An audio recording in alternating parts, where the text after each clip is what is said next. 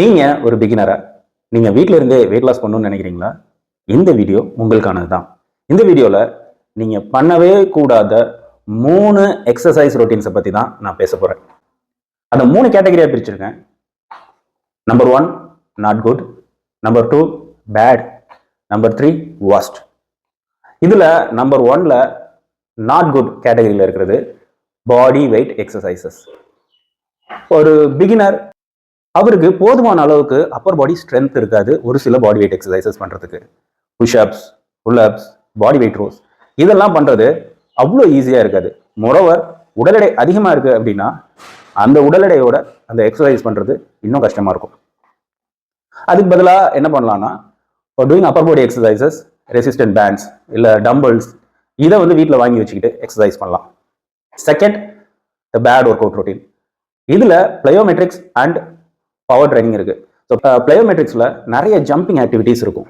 Power ட்ரைனிங்ல ரொம்ப fast movements இருக்கும். Majority of the home exercises இந்த வெயிட் லாஸ்க்காக வீட்டில் எக்ஸசைஸ் பண்றாங்கல்ல, அதுல இந்த ரெண்டையுமே பண்ணுவாங்க. ஜம்பிங் ஜாக்ஸ் பண்ணுவாங்க, jumping squats, burpees and step jumps இந்த மாதிரியான எக்ஸசைசஸ் பண்ணுவாங்க. தென் சில ஃபாஸ்ட் மூவ்மெண்ட்ஸும் பண்ணுவாங்க. பட் ஆக்சுவலி பிளயோமெட்ரிக் ட்ரைனிங் பண்றாங்க அப்படின்னா அதுக்கான பேசிக் குவாலிஃபிகேஷன்ஸ் இருக்கு. ஒரு ஸ்ட்ரென்த் அண்ட் கண்டிஷனிங் கோச் ஒரு நபருக்கு வந்துட்டு பிளயோமெட்ரிக் எக்ஸசைசஸ் கொடுக்கறதுக்கு முன்னாடி அவங்களோட ஸ்ட்ரென்த்தை ஃபர்ஸ்ட் செக் பண்ணி பார்ப்பாங்க. இப்போ ஜம்ப் ஸ்குவாட்ஸ் கொடுக்க போறாங்க அப்படின்னா அந்த நபரால் எவ்வளோ வெயிட்டட் ஸ்குவாட்ஸ் பண்ண முடியுது அப்படிங்கிறத செக் பண்ணிட்டு அதுக்குன்னு ஒரு லெவல் இருக்கு. அந்த அளவுக்கு பண்ணினாதான் அவங்களுக்கு வந்துட்டு பிளயோமெட்ரிக்ஸ் ட்ரைனிங்ஸே கொடுப்பாங்க. பட் வெயிட் லாஸ்க்காக வீட்டில் சில பேர் எக்ஸசைஸ் பண்ணும்போது இதெல்லாம் அவங்களுக்கு தெரியறது இல்லை. But they are doing it. இதனால என்ன ஆகும் அப்படின்னா ஒரு பிகினருக்கு வந்துட்டு போதுமான அளவுக்கு மசில் ஸ்ட்ரென்த் இருக்காது. சப்போஸ் அவர் ஓவர் வெயிட்டாக இருக்காரு அப்படின்னா இந்த மாதிரியான பிளயோமெட்ரிக் எக்ஸசைசஸ் பண்ணும்போது அவங்களோட ஜாயின்ஸ் ஈஸியாக பெயின் ஆக ஆரம்பிச்சிடும். செகண்ட், இந்த மாதிரி எக்ஸசைசஸ் கைண்ட் ஆஃப் பவர் ட்ரைனிங்கிறதுனால கார்டியோவாஸ்குலர் சிஸ்டம் அதிகமாக ஒர்க் பண்ண வேண்டியதாக இருக்கும். ஸோ உங்களுக்கு பார்த்தீங்கன்னா ரொம்ப மூச்சு வாங்கும் இந்த மாதிரியான எக்ஸசைஸ் பண்ணும்போது. ஸோ தேவையில்லாமல் கார்டியோவாஸ்குலர் சிஸ்டத்தை போட்டு இவ்வளோ ஸ்ட்ரெஸ் பண்ணி இந்த எக்ஸசைஸ் பண்ணணும் அப்படிங்கிறது அவசியம் இல்லை. என்ன கேட்டிங்கன்னா பிளயோமெட்ரிக் ட்ரைனிங்ஸை ஜஸ்ட் அவாய்ட் பண்ணுங்கன்னு தான் சொல்லுவேன். தேர்ட், இந்த எக்ஸசைஸ் ரொட்டீன் தாங்க இருக்கிறதுலே ரொம்ப மோசம். அதனால தான் ஒஸ்ட் கேட்டகரியில் வச்சிருக்கேன். என்ன அப்படின்னு பார்த்தீங்கன்னா இன்டர்வல் ட்ரைனிங்ஸ். இன்டர்வல் ட்ரைனிங்ஸ் அப்படின்னா ஒரு பர்டிகுலர் எக்ஸசைஸை ரெப்படிஷன் இல்லாமல் ஒரு பர்டிகுலர் டைமுக்கு பண்ணுவாங்க. தென் ரெஸ்ட், மறுபடியும் ஒரு எக்ஸசைஸை பர்டிகுலர் டைம் பண்ணுவாங்க, ரெஸ்ட். இதில் இந்த எக்ஸசைஸ் டைமோட ரெஸ்ட் டைம் பார்த்தீங்க அப்படின்னா மெஜாரிட்டி ஆஃப் த டைம் கம்மியாக தான் இருக்கும், சம்டைம்ஸ் ஈக்குவலாக இருக்கும். இதில் இருக்க பிரச்சனை என்னன்னா இந்த இன்டர்வல் ட்ரைனிங்ஸ் பண்ணும்போது அந்த குறிப்பிட்ட எக்ஸசைஸை எவ்வளோ ஃபாஸ்ட்டாக பண்ண முடியுமோ அவ்வளோ ஃபாஸ்ட்டாக பண்ணுவாங்க.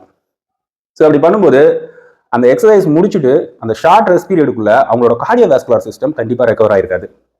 ரெக்கவர் ஆகாத போதே அடுத்த செட் போவாங்க. அப்போ மறுபடியும் அந்த கார்டியோவாஸ்குலர் சிஸ்டம் ரெக்கவர் ஆகாது. அப்புறம் மறுபடியும் 3 செட்ஸ் 4 செட்ஸ் வந்து பண்ணிட்டு இருப்பாங்க.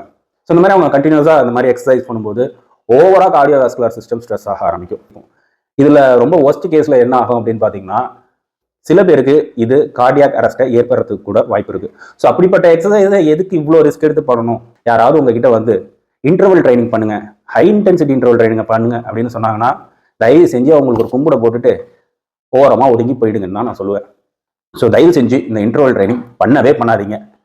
இந்த எக்ஸசைசஸ்லாம் பண்ணுறதுனால உங்களுக்கு என்ன பெனிஃபிட் அப்படின்னு கேட்டிங்கன்னா ரொம்ப அதிகம்லாம் ஒன்றும் கிடையாது. இந்த பிளயோமெட்ரிக் எக்ஸசைஸோ இல்லை இன்டர்வல் ட்ரைனிங்ஸோ பண்ணுறதுனால நீங்கள் ஒன்றும் நிறைய கலோரிஸ்லாம் பர்ன் பண்ண மாட்டீங்க அப்படி நம்பிக்கிட்டு இருக்கீங்க. இந்த மாதிரியான எக்ஸசைஸை வெறும் ஒரு சில நிமிடங்கள் தான் பண்ண முடியும். அதில் எவ்வளோ கலோரிஸ் பர்ன் பண்ணுவீங்கன்னு நினைக்கிறீங்க? ஒரு 20-30 கலோரிஸ் பர்ன் பண்ணுவீங்களா? அதிகபட்சமான ஒரு 50 கலோரிஸ் பர்ன் பண்ணுவீங்களா? அதுக்கு அவ்வளோ ரிஸ்க் எடுக்கணும்.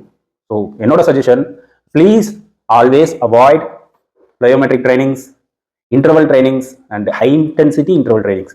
அப்படியே ஒரு கும்பிடு போட்டுட்டு வேணாண்டா சாமின்னு விட்டுட்டு போங்க. அதெல்லாம் சரிப்பா, இப்போ வீட்டில் இருந்தே எக்ஸசைஸ் பண்ணணும்னு நினைக்கிறேன், என்னதான் எக்ஸசைஸ் பண்ணுறது அப்படின்னு கேட்டிங்கன்னா கொஞ்சம் வெயிட் பண்ணுங்க.